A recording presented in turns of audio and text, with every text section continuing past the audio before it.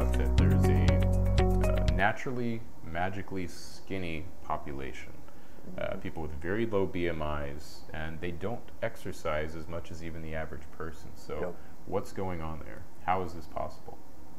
Yeah, so there's always been a lot of theories behind this, and it's like, you're just born this way, or you're more active, or you just have more electron uncoupling and non-exercise thermogenesis. And they had some pretty interesting findings. Thyroid hormone levels are one of them. And then the other one, I guess, is not as interesting, is that they just literally didn't eat as much. So we found out that the group that is borderline underweight or underweight doesn't eat as much food. And then secondarily, and this is, I think, the significant thing, was that their energy expenditure was a bit higher than would be expected given their activity and BMI. And then they did find that they had higher levels of thyroid hormone. Yep. Does this mean you should take thyroid hormone for weight loss? Absolutely not. This is a very small study, a subset of the population. I think it was around 100 people, a study over in China. But there are outliers there. So it's not crazy unreasonable, that they're not just wasting away no matter how much they eat. They are eating less. And there's probably a subset of people, this is maybe the 1% of people that have a much slower than predicted metabolism or much lower energy expenditure. So when people are online shouting about put the fork down and it's all about the calories, people do have different metabolisms, but if you restrict calories and you can control that variable very tightly, yes, people will lose weight. If you overfeed people, depending on how much they move, like you referred to, the non-exercise activity thermogenesis, most people, I think that moves about 200 calories per day if you put them in a surplus. So they find themselves more wanting to get up and do things, more fidgeting. But some people have a really drastic response to that, and they can eat 1,000 extra calories per day and they don't gain weight. And it's just because they're moving more, they're subconsciously regulating that. Yep. So these may be the people that are moving more at baseline. I think we all know somebody that bounces their leg habitually or is always fidgeting with something. Yep. Those people are just burning a lot more calories at rest. If you think about doing that every day, for 365 days, calories, they do add up.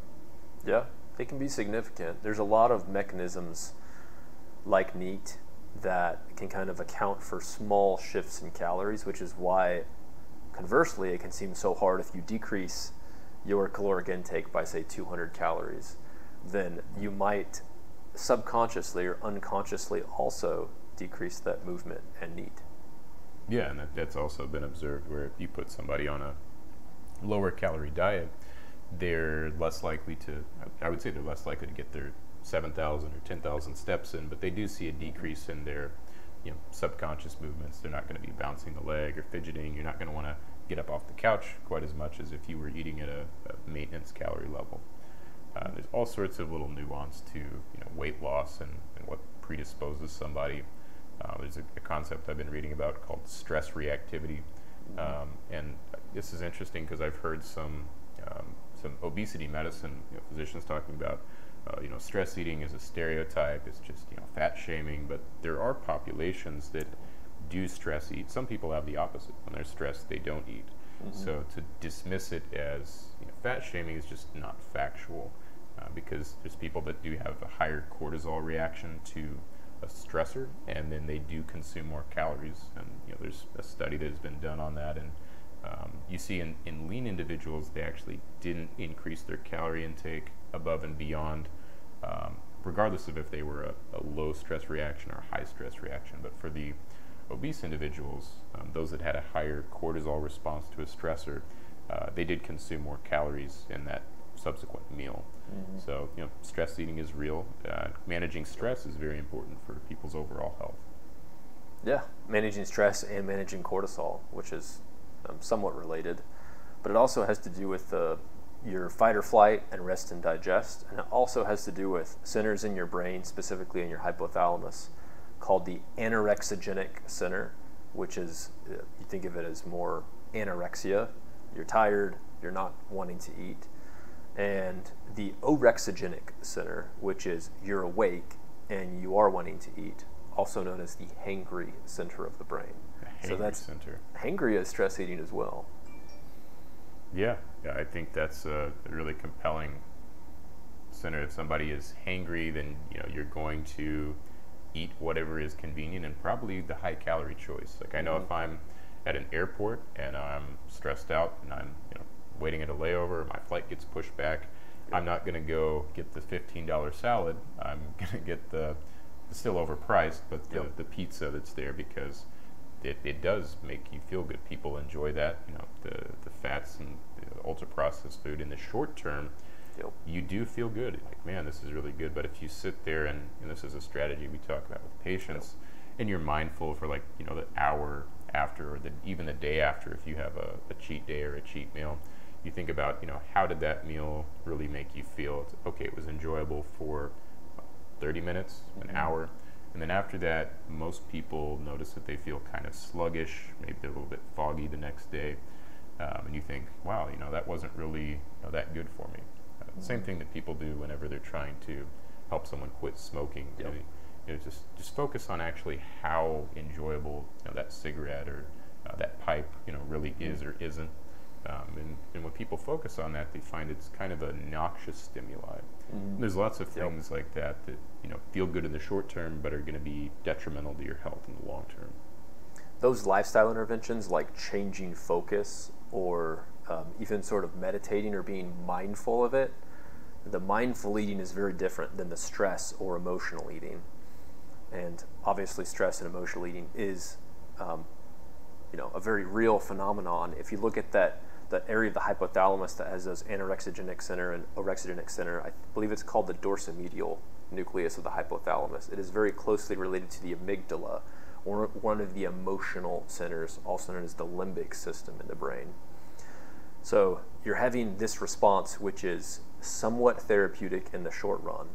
And to go along with the analogy with nicotine cessation, we actually treat this sort of overeating, or this sort of, when it becomes pathologic, every once in a while, if that's a craving or whatnot, that's just normal.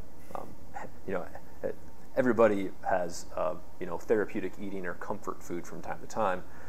But when it happens pathologically, similar to nicotine addiction or alcohol addiction, alcoholism, that is certainly pathologic, and it's treated very similarly with the lifestyle interventions first, and then the tools to help, which are the medications and supplements. Often they're the same. For example, naltrexone or low-dose naltrexone, bupropion, which is a dopaminergic medication.